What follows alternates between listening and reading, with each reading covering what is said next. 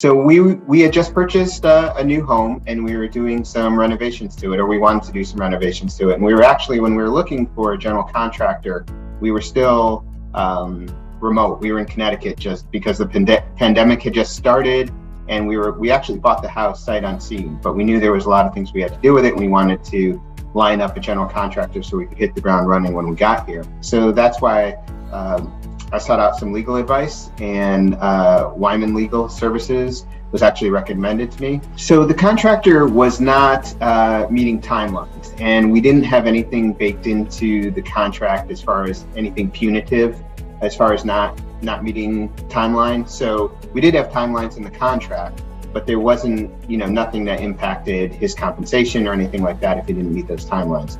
So he wasn't meeting those timelines. And he was also it seemed very clear that he was not working with subcontractors that he was familiar with.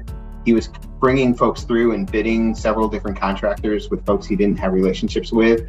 And just based on his overall organizational skills and the organizational skills of the office, we began to worry that maybe, we were never going to get to the end.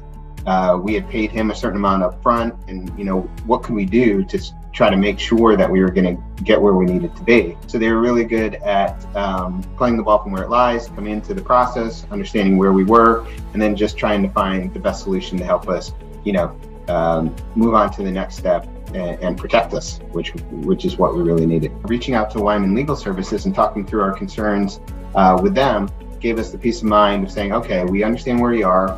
This happens, obviously it's better if you reach out to us before you start the contract process, but we understand that everybody does that, and you are where you are in the process, and we're going to be able to come in and make you feel a little bit better about, there are some things that we can do.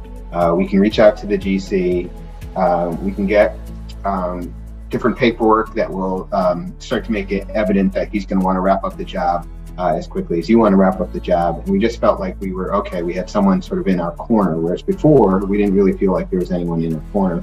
And we really didn't know what we could do or what we couldn't do, and what was realistic and what wasn't realistic, just based on what was baked into the contract and what wasn't. When you're working with the public, and the GCs works with the public just like Andy does, and if you do it long enough and you do enough of these projects, you would think that there'd be a certain amount of empathy